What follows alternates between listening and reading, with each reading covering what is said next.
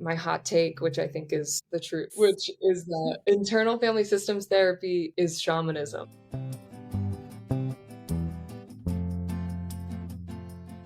Hey listeners, and welcome back to How the Wise One Grows. In today's episode, Kelly, Emma, and I had an incredible conversation all about somatics, internal family systems, and all the healing things with Molly Beanstalk. But before we dive in, let's take a moment to land here together with a big breath in through the nose and exhale out through the mouth.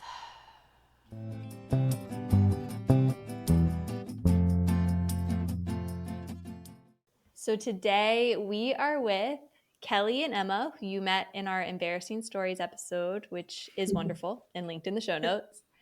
And we have a very special guest today, Molly Beanstalk. Molly is a therapist, an educator, raising all the hands in the air, yoga teacher, embodiment guide, and reparenting coach. And today, Molly is here to talk to us about somatics. Molly, thank you so much for being here today. Thank you so much, Holly, for having me, inviting me. Thank you, Kelly and Emma. It's just so nice to meet you and be with you.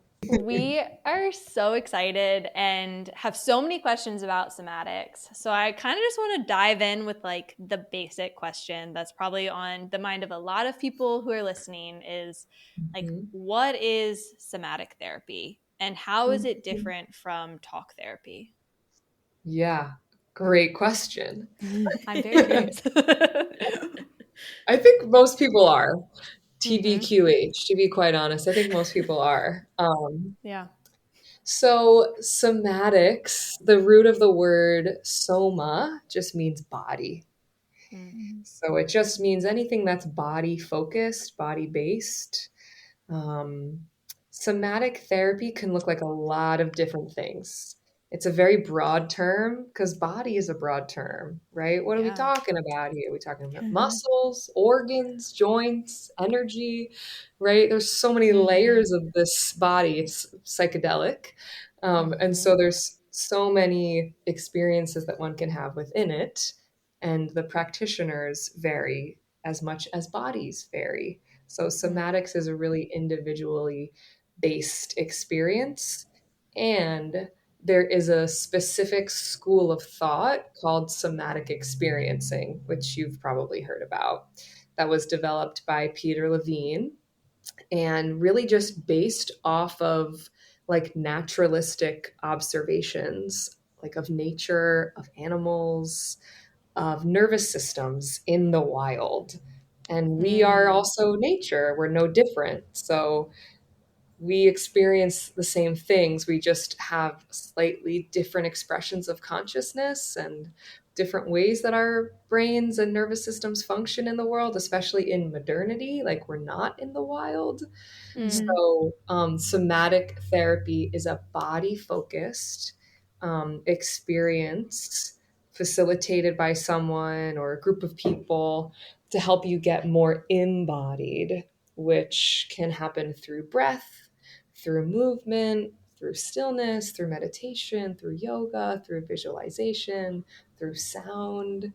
Um, so the way that I do somatic therapy is I integrate all of those things that I just named and like some of the work from my mentors, people I've met and haven't met. I haven't met Dr. Peter Levine or Dr. Richard Schwartz of internal family systems therapy, but those are Mm-hmm. like very, very important mentors to me, as well as like really fantastic, beautiful people that I've been able to be on retreat with, like a dear teacher, Adriana Rizzolo, who's at Art of Loving on Instagram, and Luis Mojica, who's at Holistic Life Navigation on Instagram, and another mentor of mine, Aisha Castillo. Um, and then my ancestors, like my own body is my teacher. I'm Mm-hmm. from a Jewish lineage, and there's just a very rich history of magic, mysticism, being in a body, having trauma, having joy. So just the contradictions of being alive is something that I'm interested in and Mm-hmm. offering to people so they can, you know, experience their own sense of what it means to be alive in their bodies. That's beautiful. Love that. Like, Yeah. Well, No, thanks for exactly. listening. Okay, I'll see you guys. Yeah, it's like, that was good so job. nice. And we Nailed it. We know all you we guys need to get in know. here. Yeah. The body cries. Well, I think that I know you were just kind of just really quickly touched on internal family systems, but if you could maybe explain that for people who haven't heard it before and how that fits in with somatic therapy. And with that, like I mean, I personally have focused on a lot of that in with my own therapist here in Tennessee, and I have felt like I was explaining to Holly at an earlier time, like how amazing it has been to work in some with somebody using somatics for the first time, and oddly enough, feel like I have been gifted this entirely new language to communicate with my body, even though like it's stepping away from talk therapy, you know, in certain ways, and just learning how to drop in. And I think like internal family systems has been like a massive part of that new language, for lack of a better word. So maybe you could explain a little bit on internal family systems and how that helps you communicate and navigate with your body. Oh my gosh, yeah. Well, Emma, you said so many great things about what it is, and you were like, if there's a better word than language, I don't think there is. That's so perfect. Mm-hmm. We're learning the language of our bodies. Um, and I think you really helped to answer, the distinction question from Holly about the difference between like talk therapy and somatic therapy. Um, as humans who do this thing of communicating like this with our little squares, we talk and we listen, like it's a huge part of somatic therapy, or just therapy in general, is talking. Mm-hmm. And I think perhaps the difference that I've come to understand quite recently is that maybe you could like have what seems like a normal regular talk therapy session, Mm-hmm. but the solutions are always coming back to the wisdom of the body. Mm-hmm. And so, to talk about internal family systems, another way that we could kind of talk about that is something called parts work. Mm-hmm. So, like I was kind of saying before, we have all of these different parts of us, whether it's like an arm and a leg, right? Or Mm-hmm. like a liver or a spleen, or like an eyeball or a tongue. Like these are Mm-hmm. just different parts. Like we can kind of get on board with that, Mm-hmm. right? And then in internal family systems therapy, it's just, I'm really gonna say my hot take, which I think is the truth, Mm-hmm. Yes. which is that internal family systems therapy is shamanism. Mm. Mm-hmm.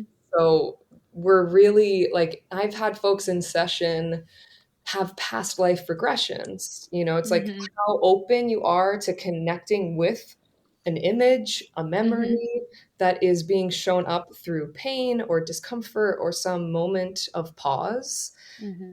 It's connecting you to like maybe another body, right? And I mean body like a body of water, Yeah. an owl, a different Mm-hmm. life that you lived. I know I'm going like out here right at the start.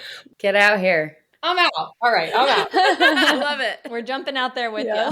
you. Yes. Like that's really like a huge value of mine is animism, which is Mm-hmm. like all things are alive.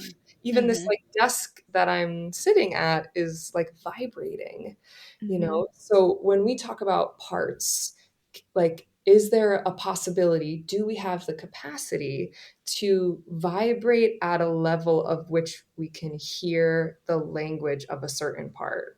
And that usually means like slowing down more than feels comfortable Mm-hmm. and getting in touch with an aspect of ourselves, regardless of how we feel about it. Quick little note here. If you want to learn more about shamanism and animism, check out episode 74. We have it linked in the show notes for you. Parts work is so fascinating. Dr. Richard Schwartz talks about that we have protectors right? So that we have two kinds of protectors. We have a manager or managers, and we have firefighters. And so the managers are the part of us that like have a clipboard and are like checking things Mm-hmm. off and are like keeping shit together on the outside, are sometimes like most of the time overworked parts of us.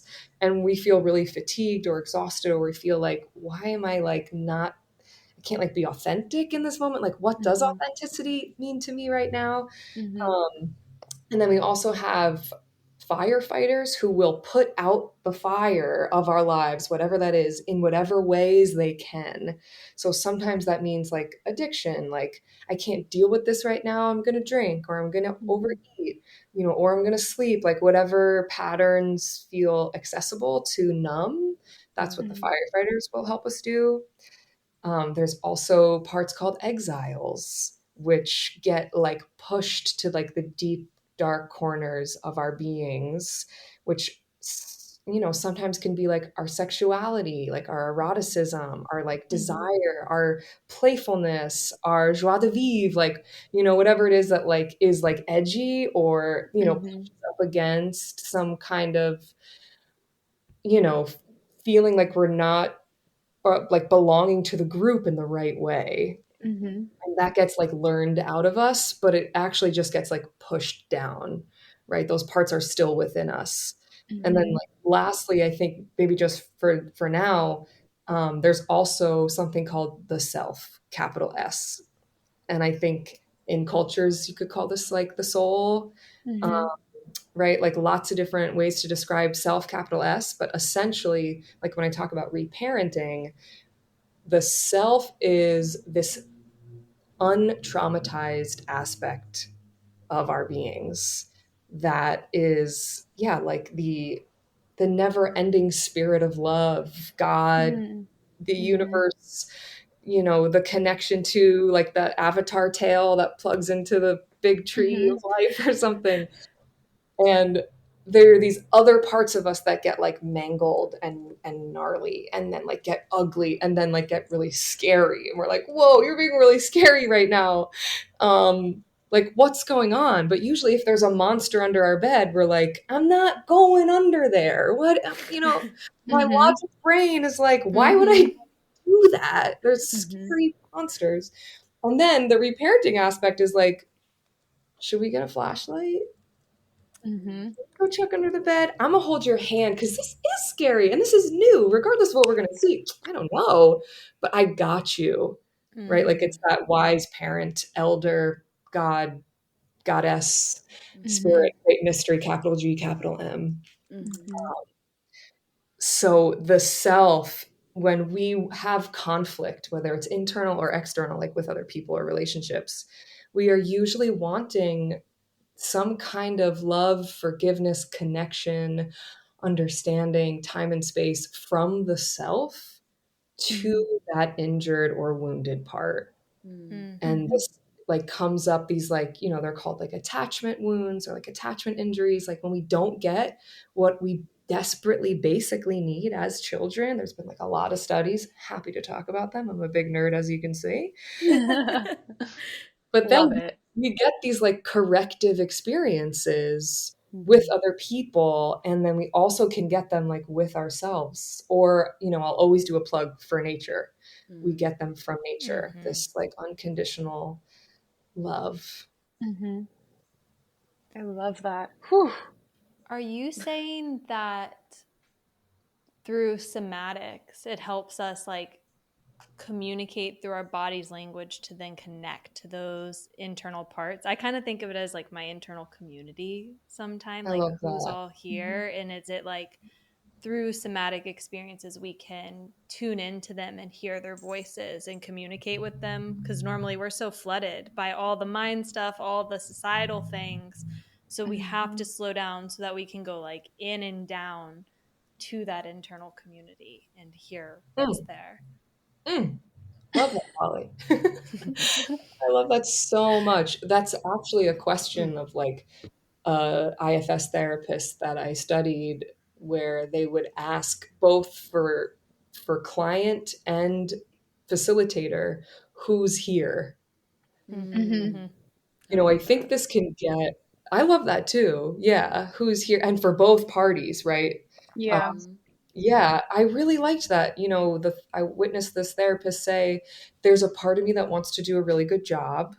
Mm-hmm. There's a part of me that's like a little distracted by my dog barking in the other room. Yep. Like there's a part of me that's like, oh, just heard my belly growl. It's like this is a tending. This is just like a Mm-hmm. consistent tending to. I think we have a pretty good understanding of like when we do feel like hunger and thirst or like cold or hot, like those are Mm-hmm. parts of us also, right? Those are like that interoceptive system, that Mm-hmm. community. And then the proprioceptive system is like where are we in relationship to Mm-hmm. time and space. And somatic practices can really almost immediately, in my experience, it's not like a fast thing. Somatics is famously like slow and steady over time, but like Mm-hmm. the results of these small things, like subtle things, are so profound, where we do like an orienting practice where we just like look around the room, and maybe we can do this right now, Mm-hmm. where we Yes. just like we literally just look around the room. This is called orienting.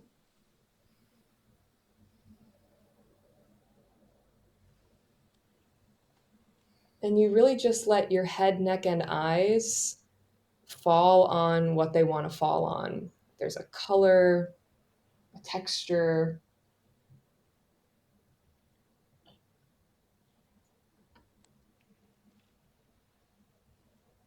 And this is like a beautiful practice to then just see how your breath responds. What are you noticing? Where do your eyes kind of want to hang out? Where do they want to dart away from? Just getting curious. And then I always end like a short orienting practice with looking behind us.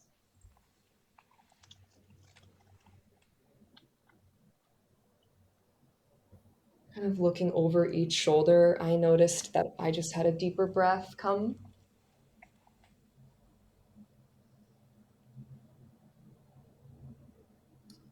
And, slowly coming back into shared space. This is just a way to like let our eyes have proof about like feeling safe to go inward and check in with our community. 'Cause Mm. we don't feel safe like in the Yeah. space that we're in. Wow. Yeah, I'd be so curious too to just hear how that like what that was like for you guys. I love you said something during it that was like just be curious, and I just moved back up, not just moved, I guess it's been a year and a half, which is crazy. I used to live with Emma in Nashville, and Mm-hmm. I moved up to Connecticut, but I in Nashville had an amazing therapist who was, she didn't specifically say like somatics was a what's it called, like a specialty, but she described herself as an experiential therapist, which I had never heard of.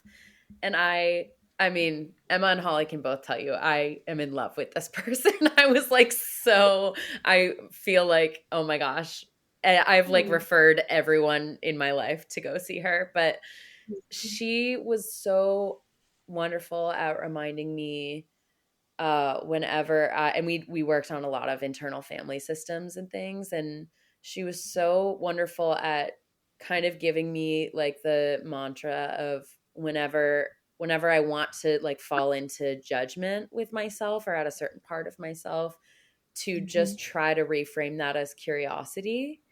And I feel Oh, like that's so good. it was so, but you said something about just being curious about like, what do your eyes want to fall on? And I think that was a really big that was a big thing I noticed, is that I was like, "Ooh, what should I be looking for? Like what should I be doing?" Mm-hmm. And then just being like, Mhm. "Well, I don't know. My eyes can do whatever they want to do. What do they want to Oh, do?" And I feel like that's, but that, yeah, that just brought me back to that, because it's something that has helped me so much, because I think for years, my inclination when I noticed myself judging myself or judging my reactions to things, then there would be this like layer of shame and anger at myself, or like frustration, or like, oh, why are you being judgmental? And then I'm just being more judgmental towards that thing. And I think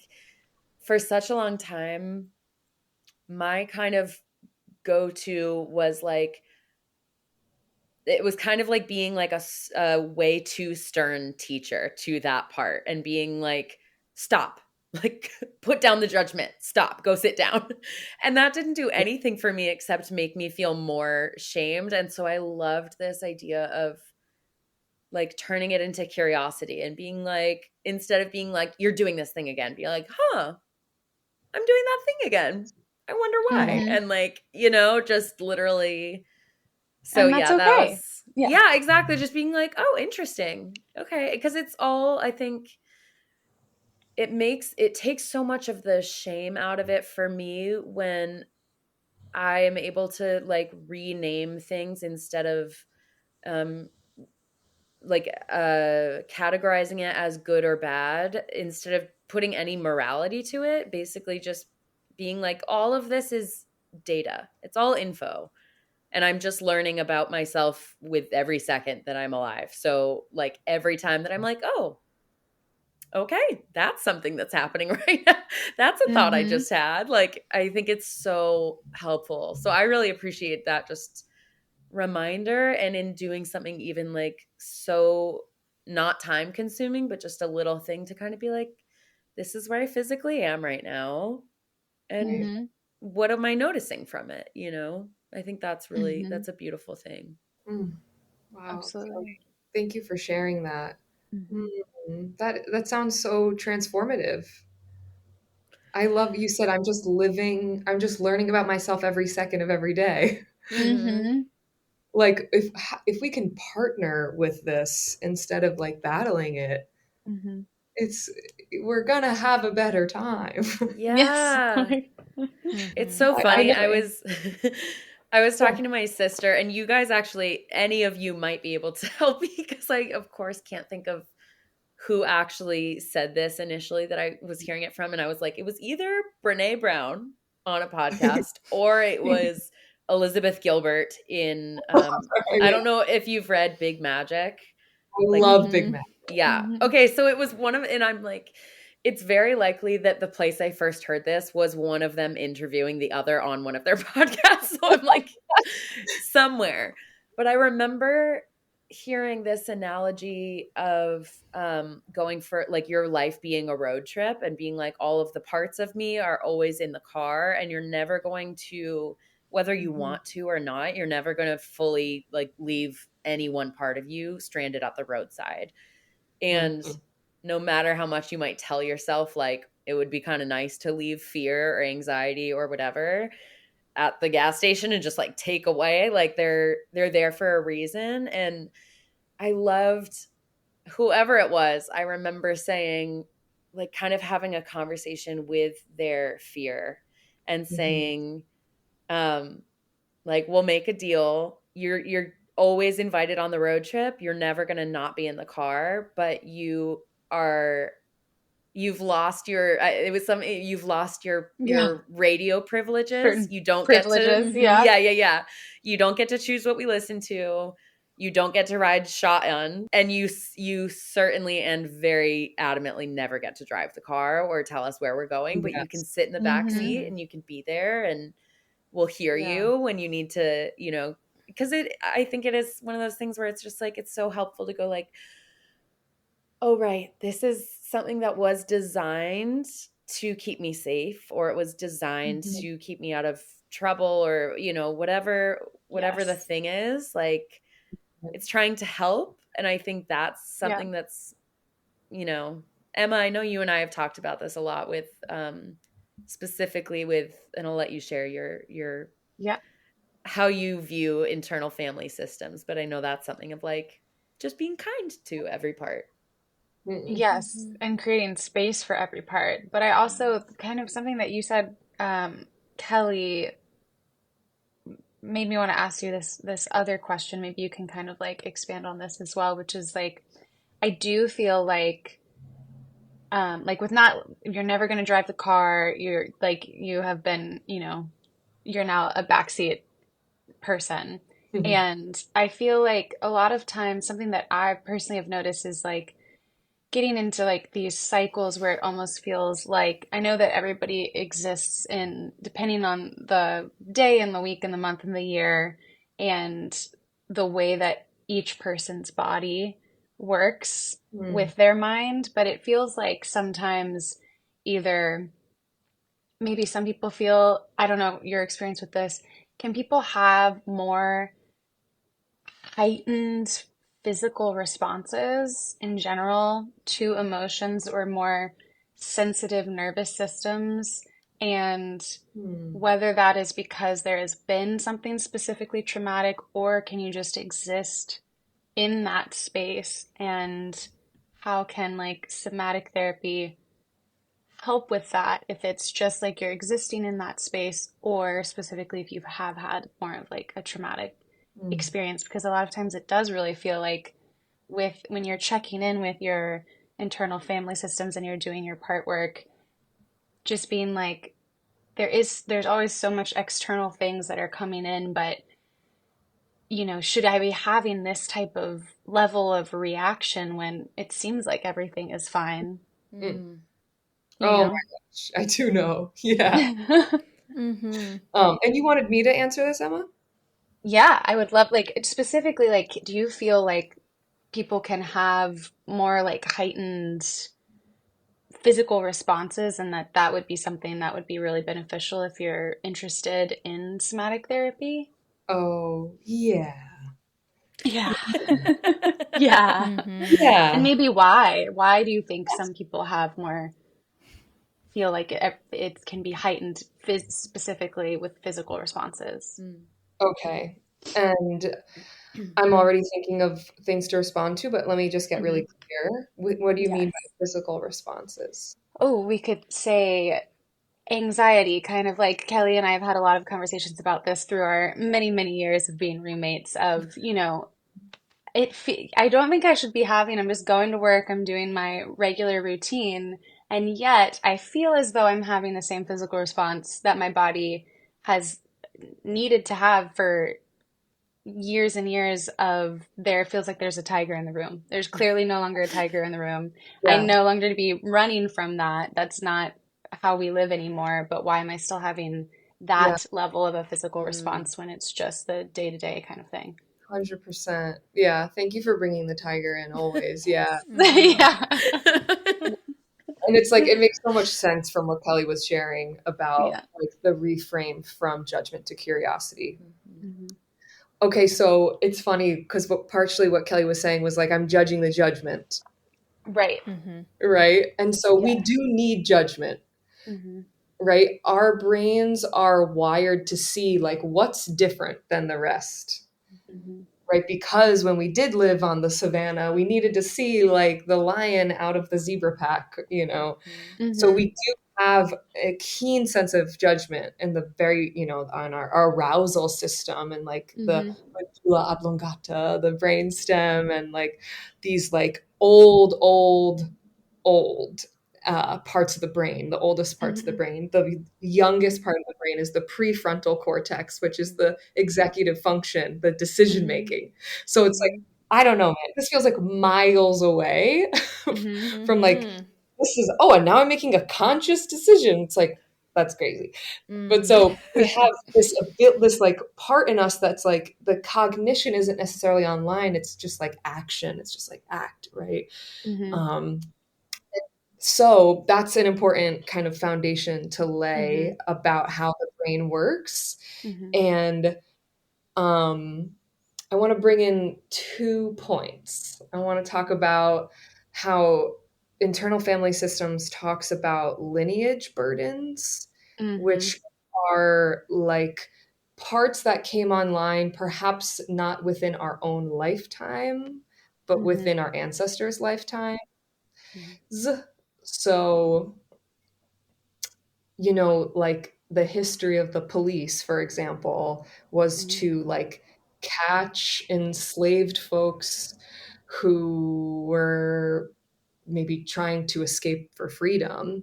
And that's going to stay in your body. That's life or death, right? So, like, Black folks in America, regardless of an interaction that they may have with a police officer, have that kind of fear, threat, cortisol, adrenaline running through their body. Rightfully so, based on history, right? And also based on current events. Yeah. And so we're really like learning how to find safety within ourselves, sometimes in moments where there is threat present. And that's an incredible feat, a really incredible feat. And sometimes we're finding safety, we're trying to find safety within ourselves when threat is not present. Like when you're saying, when there's like, you're like, there is no tiger in the room, right? But I'm responding as if there is. And so just as much as the brain likes to have repetition about like, there's something here, this is wrong, hypervigilance, right? Is that a lion? Like, as much as our brain has a really, like, that's keen, takes that job very seriously. I think we can also give it a loving job to do, which in IFS we could call like job reassignment. I don't know if I made that up. I think that's part of it. I know Job I've done job reassignment. reassignments. You give a different job. Do you want to share that, Holly? Yeah, I definitely have like a manager and a like a watch guard part for a while. And this particular part I did some work with years ago, but it felt like it was at a watchtower, and it was always streaming, looking like this, like light beam, making sure, like trying to find the flag to tell me that I was in danger. Like it was waiting for anything at a drop of the hat. It didn't believe that we were safe. And I really had to give it a new role. Like it didn't want to just like put down the watchtower. So man, I'm trying to remember what role specifically we gave it. But I think at first it was kind of like giving it a break, asking it if it wanted to take a break. And I don't think it did. You know, some parts, my Yeah. manager part was like, yeah, girl, I'll go lay by the pool now. That's fine. I'm overworked. But that watchtower part was like, well, what if instead, like, I come over here and instead of like being on high alert all the time, we are focused on like decorating the space around here to make it feel safe. Like, rather than looking for that danger, focus on like creating safety where you are. And I think that was some work over time, that it was like it didn't want to take a break. It still felt like it needed to be working, and I needed to honor that part of it too. So then being like, okay, let's try this instead. Kind of like training a dog, you know, give it a Yes. new behavior. Yes. I think that's where meditation has just changed my life, like as a core thing for all of this. I just, it's all meditation, like it's all bringing it back to something. And yeah, I mean, when you talk about like retraining your brain, I think, oh yeah, I think maybe the second thing I wanted to share was that like we can have boundaries with our own parts. Like what it was Liz Gilbert, I know for a fact, because I love that quote. I love that quote where she's like talking about fear and creativity, and she's such a great speaker and just writer in person. Incredible. But I love this idea of like, you know, maybe from like the BDSM community of like being like, okay, bitch, you want to tell me that you're seeing like this, and this? Like you go off, queen. Like you tell me. You know what I mean? It's like, or it's like you're being a bratty little sub, and and like you actually don't get to tell me that right now, and I'm gonna give you like this like hot little like container that like you can just like kind of feel the parameters of, right? And then it's kind of like a weighted blanket for those parts. It's like I know in my personal experience, like when I get to be around someone really safe and sturdy, I get to be like, and like Yes. so like right? Just be like gassed and like take up whatever the container Yes. is. And I'm just like, oh my God, okay, now I'm ready for a nap after that or something. Like Right. I feel so free and liberated to be able to show all of those different versions of Yes. myself. And sometimes maybe Kelly, what Kelly was speaking to too, and like Emma, your question about this, like I sometimes think like I've definitely worked with people who are like, Molly, I don't want to be nice to this part. What are you talking about? Right. It's like, don't force anything that's not, that you don't have access to. Mm-hmm. And like, you get to take your power back. Mm-hmm. You get to say, like, I see you doing this thing. I don't think I fully understand how you've been trying to protect me for 30 years. And I see that now. And I'm Yeah. sorry that whenever you tried to get my attention, I said, kindly fuck off. I'm trying to do something here, right? Like, I'm trying to live my life. I'm trying to get that bag, Yeah. whatever it is, Yeah. grocery store, like, calm down, Mm-hmm. Like, we don't have time for this right now.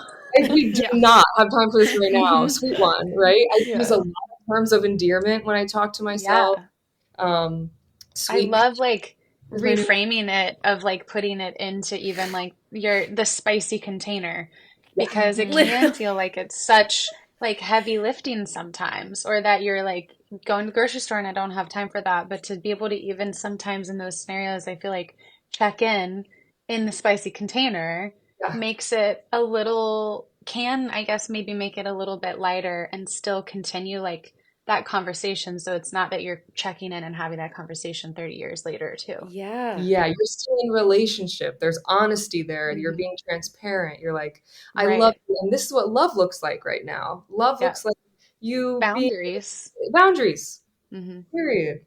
Hmm. Also, Period. I love yeah, that. I'm like, I was going to say the same thing, Emma. I literally was going to say the word spicy. I was like, I Spicy, have never once heard spicy of like container. treating parts work or anything as like, you can be like a little sexy with it. You can be a little rude with it if you need to be. You can be a little spicy. Mhm. Like, I was Yeah. like, and I love that because it's like the authenticity of how I would speak to someone I love, and Mm, also that I trust, like with my sisters, my friends, like I just feel like there would be a way where I would be like, I use humor as a part of like Do a you really, communication Kelly? method. No, never. I never have. I've never done that before. Never You? have, never will. Never will. No. But like that's something that it almost feel, and it's wild because also Molly, I know you said you're a yoga teacher as well, or that's something you mhm. bring in, and I'm like, I feel like that is so important for me even right now. I feel like I'm having this aha moment where I'm like, the amount of times I have tried to be this like fake, like gentle parent to these parts that I'm actually just fucking pissed at. And then I'm Mm, like, Mhm. that's not doing anything. And then what it does is it makes me just not want to deal with it at all. And I'm like, right. and then I go to my own personal like unhealthy coping mechanisms where I'm like, Hmm. or as you said, what the fireman, the Mm. Hmm. firefighter, Mhm. like I guess that's Mhm. it, where I'm like, instead of dealing with this because I just can't, I'm just gonna go to sleep, and I'm just gonna sleep even though I have stuff to do because I can't deal with it. And it's like Mhm. there's so much freedom in that, and being like, hang on, you can be a little sassy. Just Yeah. let's have a little Mhm. That conversation. almost Take a that fucking almost feels like when, like, because I'm sure we've all experienced that where you're like, I just can't deal with this. I think I'll just take a nap instead. But it almost feels like your body's like physical response to exile, like it feels like you're just mm. embodying that physically when you're just not, Mm-hmm. we're not gonna. Emma, you made me think about like the other parts of your question too, like Hmm. just to bring in like um part of my training is in dialectical behavioral therapy, Hmm. DBT, which is like bringing Eastern philosophy to the West. It like creates like a manual for meditation and mindfulness and emotional regulation. Um, and it's really designed for folks who have been diagnosed with borderline personality disorder, Hmm. which would like most people would consider like a highly reactive, highly sensitive being. Hmm. can be because of trauma, childhood experiences, like adverse childhood experiences, and also like just a predilection or like a predisposition for being highly sensitive. Mm-hmm.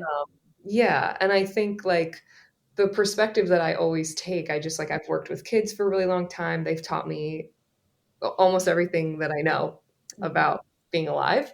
And, you know, if we usually do need a gentle yet firm, spicy container of love, you know, Yeah. like it's nobody's fault that they're being even, I don't even think it's anybody's fault they're being like an asshole. You Mm-hmm. know, there's this great quote that like every behavior has a function. And so, you know, that's when we can get curious about like, well, what need are you trying to meet in this way? Is there a better way we could meet this need? Because you probably, whatever you're trying to get is probably like important and would nurture you and nourish you, and you wouldn't feel like you have to like throw something across the room, you know, Mm-hmm. or be like really loud or inappropriate or some way. I know that inappropriate's, you know, an interesting term. Obviously there's like, you know, sometimes we're just being like inappropriate and it's fine, but And it's sometimes we're fun. like, and it's And fun. it's fun. And yeah, and sometimes you're like going about something in a way where it's just like less skilled, like you don't have the skills yet. Mm-hmm. And I just, yeah, I learned that a lot from kids. And I think parts work also, like if we had this language, which we have always had Mm-hmm. this relationship to parts, because this is shamanism, this is indigenous wisdom. Dr. Richard Schwartz just kind of, you know, brought it to psychology in specific language, but it's been around forever, and plants and the earth has always known about this diversity of experience. But it's also like, you know, dissociative identity disorder used to be called multiple personality disorder. Mm-hmm. And there's some like famous examples of that, of like people's parts that split, right? That like these aspects of self were so split that they almost didn't know the other existed. They weren't conscious of each other, and that's because of just very, very intense, you know, basic needs not being met. Mm-hmm. Now we have these like beautiful conversations where people are essentially speaking in that way of like, you know, I have a part, this is its character, this is what it sounds like, this is what it feels like, this is what it looks Mm-hmm. like. Sometimes it's nebulous and it's like just a shape or something. Yeah. um, Or sometimes it looks like a Pixar character. oh, definitely. Love that. You know, it's like in the zeitgeist, like Yeah. it's really, that's parts work. Yeah, Mm-hmm. is that's it right there. Mm. And I rewatched it kind of recently, and a friend pointed out that Joy's hair is blue. And, you know, it's because of this, like, at least we decided that it's because of this journey of like joy and sadness. Joy and grief are Yes. one and the same. Yeah. Ah, That's our I'm wholeness That's gonna start right crying there. from that. I know. I already cried when I watched that like 10 times. You kidding me? Ugh. Yeah.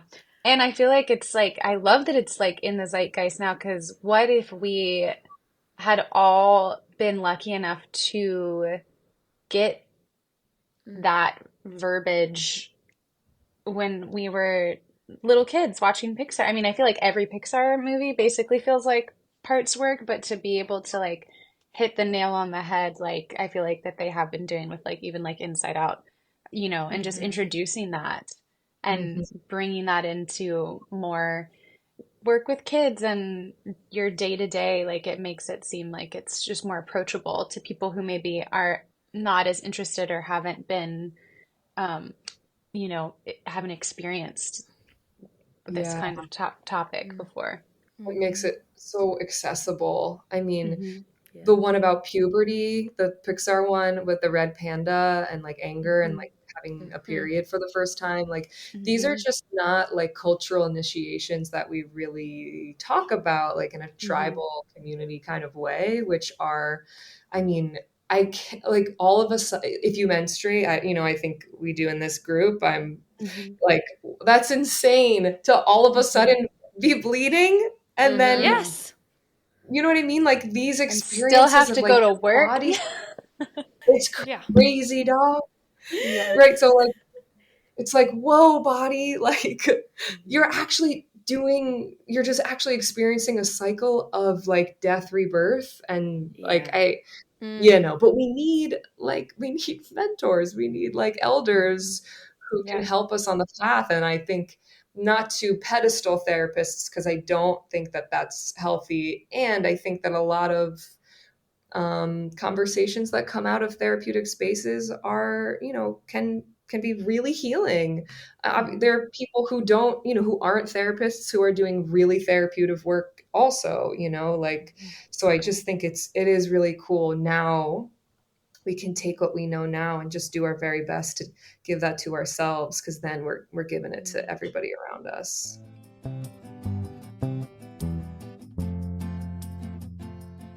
I have got to do a quick plug for some shameless self-promotion here. So first, if you're like looking for a creative spark in your life or a way to bring more wellness into your day, I have the best thing for you. You can get my 28-day creative wellness e-workbook. It's a 28-day challenge, and each day has a poetic affirmation, a wellness practice, and a creative practice for you to do that are all 11 minutes or less. So it's like the best way to start your day. You can use the code KEEPCREATING for 15% off for How the Wise One Grows listeners, and there's a link in the show notes to get it.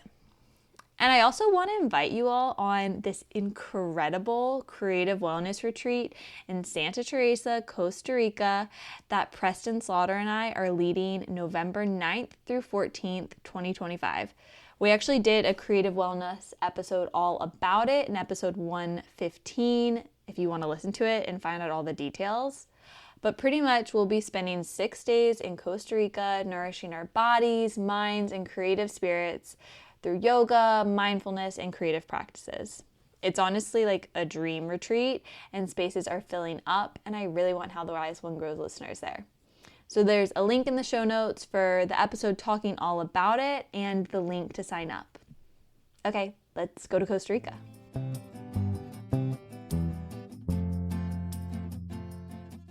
This is kind of going all the way back, but I'm curious because I am just meeting you today. Did you did you grow up in a community or in a family or something that like valued like this kind of therapy, somatic therapy experiences, this kind of like, I forget the exact wordage that you used, but it was you were like, this has been around in nature, in like indigenous people have known about this for thousands of years. Was that something that was like very valued to you growing up, or did you discover this? Like, how did you get into this basically? Wow.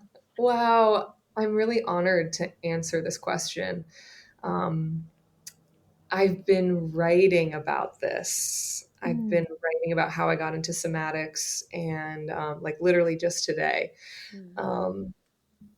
Okay, I'm gonna try and be brief. I think it's a very interesting story. I have always like been really enamored by my teachers. Like I remember like I think pre-K, kindergarten, first grade, like early experiences of being like, this is so cool that we all get together and like I make know. art and hang out and like eat snacks and like wear like a little outfit and like play dress up and have like structure and freedom be so beautifully like in homeostasis, like in equilibrium, that just like really jives. I was saying before, right? I like to like when there is a structure, I get to push up against that, and that feels really good to me. And then I get to like find my center within that, which is a fun somatic thing where it's like you can even just like sway from side to side. And it's when you feel lost or like pulled around by the universe, and it's like, well, I'll do that for myself. And then it's like, well, what am I moving through? Like, what is center? What does that feel like? Because we can feel so off center so easily. But so my teachers really held it down, and I was like, so fascinated and absolutely in love with like education as a concept. I guess like school was this very safe meeting place. And so I always knew I wanted to be a teacher. And then when I went to undergrad, okay, so I'm a big camp nerd. I went to sleepaway camp my entire life. And that was where I learned about like upward mobility because it would be like, I would be a camper and then I'd be like a leader in training and I'd get to work with the day camp kids. And then I'd be a counselor, a CIT in training, a counselor in training. And I'd get to work with like the younger kids at that camp. And then I got to be a junior counselor, senior counselor. And then I like did the special needs camp with my friends. And that was always a very, very special thing about my camp is that we had this like incredible special needs program. And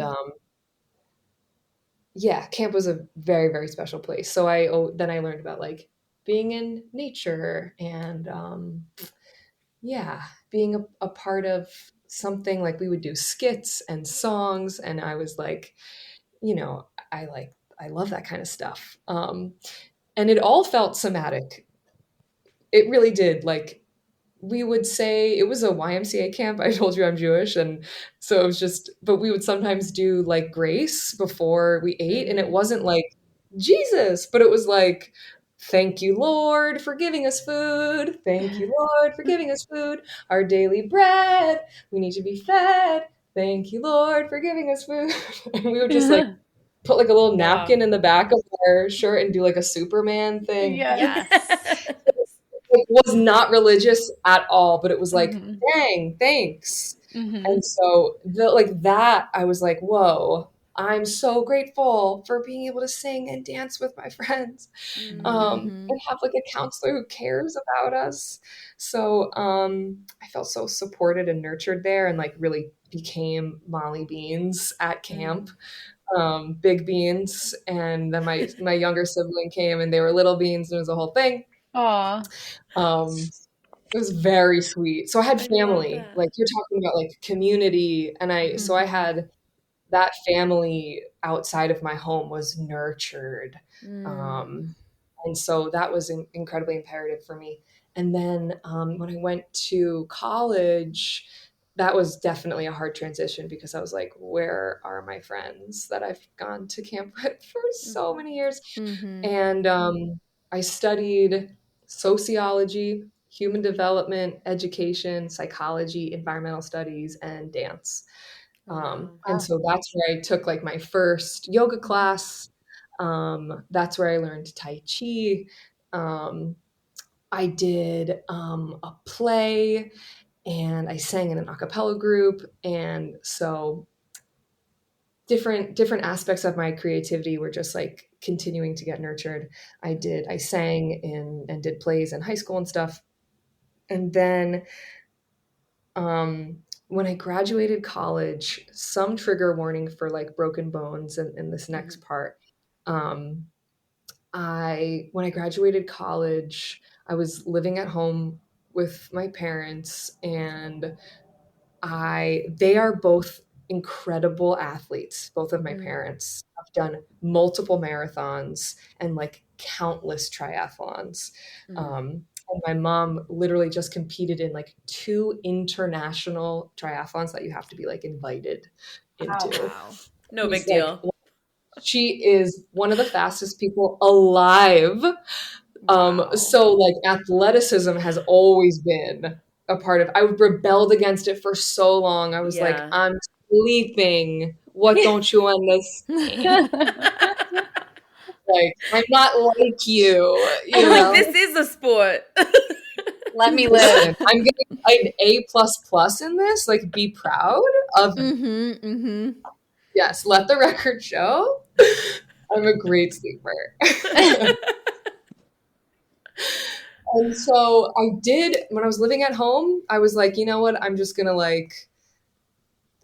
do what my parents are doing because it feels easier. And I trained with them for the entire year, and I did my first triathlon, and I felt so invincible. I felt like literally on top of the world, and it's like a sprint. It's not like an Ironman. I just want to be clear. It was like 10 laps in the pool, like a 10K bike, and then a 5K run, which is still many of things. Yeah. And I trained for it, and I did it, and I felt great. And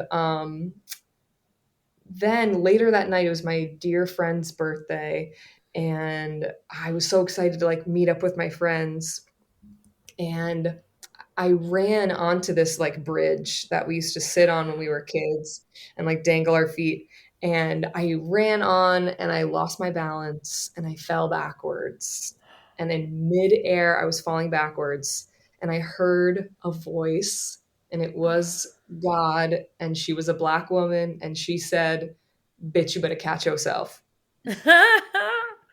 Clear as day. I had never heard anything like that. What was I going to do? Not listen to her? You know what I mean? So then I turned around midair. I was falling backwards. I turned around midair. And then I caught myself on all fours, but my chin kept going. I like broke my jaw. I broke a bunch of teeth. I shattered my left kneecap. And I like turned up to my friends on the bridge and I was like, "Is it bad?" Like, they were like, "Oh my God, not the teeth lisp. Is it bad? On the floor." Yeah, and my friends were like, "You're beautiful." Oh my God. They're like, can't look at you, but I can't even imagine what it was like for them. Oh my gosh. Yeah, I was, and so my body did this amazing thing where I was in shock. I really wasn't feeling all that much pain. I knew something was wrong because I couldn't bend my left leg and my teeth were on the ground. But I made we made our way to the hospital. Parts of the story are really so hilarious that I can maybe share with you guys another time. But it really catapulted me into like my journey with somatics. I was like, if I ever want to learn how to heal other people, I am being gifted with the opportunity to learn how to heal myself. And my younger sibling had already become a yoga teacher. They did chair yoga with me. My parents gave me supplements. My jaw was wired shut for 2 weeks. I had to like be on an all liquid diet. I started doing comedy during that time too. I was just like letting it all hang out. I was like using Snapchat and like doing just like weird bits and stuff. And yeah, I just like had no shame, you Oh my know? gosh. And I felt, yeah, amazing. And I was like working at my old high school. I was like being a paraprofessional, which is like working with like sometimes like kids with who just maybe have some special needs or like need extra support at school. And then I applied to become a yoga teacher. It was a 9-month program. So I was literally like gestating and birthing a new version of myself over this like course of 9 months. And it was so comprehensive. And then I also applied to like a dual master's program, which were just two completely different masters. But one was in social work and one was in special and general education. And then I started when I got into both, when I got my teacher certification and everything, and I started working at a school for kids with special needs. I like took over like the social emotional learning like aspects of the curriculum, learned a whole bunch of stuff, and yeah, then I started my private practice, Magic with Molly, and I found my way to like somatics through different mentors and just continuing to be like dance therapy feels really good and like yeah, like moving my body in different ways and being theatrical and doing things in community. And then, yeah, I think somatics just had like opened itself to me of like, these are very specific ways to like work with this. And then it's just like, it was such a beautiful marriage with everything that I had studied academically. Up until that point, obviously my experiential aspect of that was like, it just all really gelled. So it's a long-winded answer. I love it.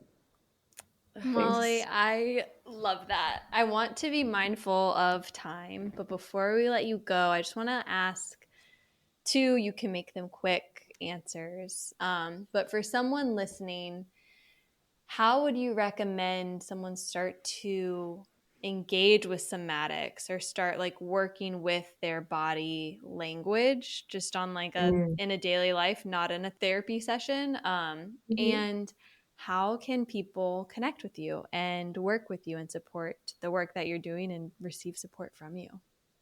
Yay. Okay. Well, thank you so much for having me. And it was just so nice to meet you all and like chat. Clearly we're all on like a really phenomenal healing journey. So it feels really, I feel really honored to be in y'all's presence. And so thanks for honoring my presence. I would say to start how to connect with the language of your body is to just see what happens when you're not really doing all that much. Mm. Um, I know that for me, I'm still learning how I like lived in New Jersey and New York before Richmond. Like you're always doing something. Mhm. And my nervous system is like still getting used to the slower pace of Richmond, even though it's like, it's still a city. Um, Mhm. but I know that I'm learning how to like integrate rest, still into my life, even though I'm an A+ sleeper. Like honoring that. And so what comes up sometimes are like discomfort or like Mhm. I should, right? The shoulds, or Mhm. I would just like that's an intense practice, really, of just like noticing what happens when you pause. So if Mhm. that feels like too much, I would notice what happens when you breathe. This thing that is like automatically happening all the time, like our heartbeat, can also be paired with a more like conscientious relationship. Like we're breathing no matter what, but we can also Mhm. like manipulate our breath in ways to upregulate ourselves, like Kapalabhati, or downregulate ourselves, like increasing our exhales by 1 or even 2 seconds. Um, and studies show that 3 to 5 breaths will shift your internal experience. So I Wow. would say start with 3 breaths, like you let us in at the beginning, and just do a pre-post test. How was I feeling before? How was I feeling after? Mhm. Um, and it's okay if you don't have words for it. You're just there to kind of notice and observe. And your body really needs repetition. It like really, really needs to practice, practice, practice, practice, practice.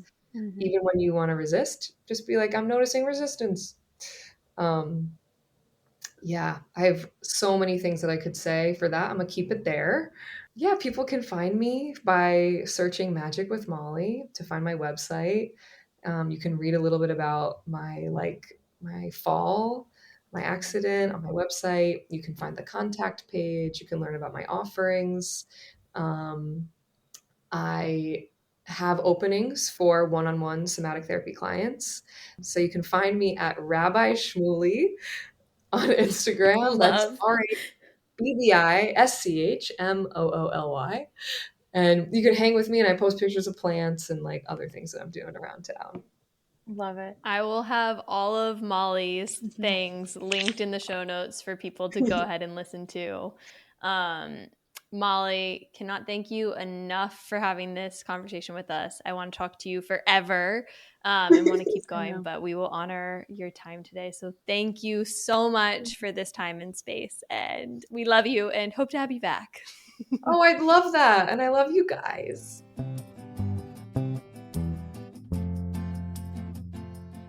Hey, listeners, I just want to let you know that I love you, we love you, and thank you for listening. And we need your support to keep this podcast going.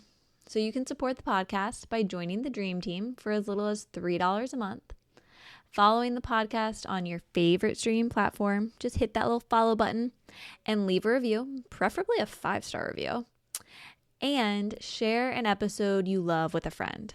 This is like talking to the podcast algorithm gods and helps more people find the pod. And it means the world to us and makes our dreams come true. So join the dream team, leave a review, follow the pod, and share an episode you love. And we will continue having these creative conversations with you.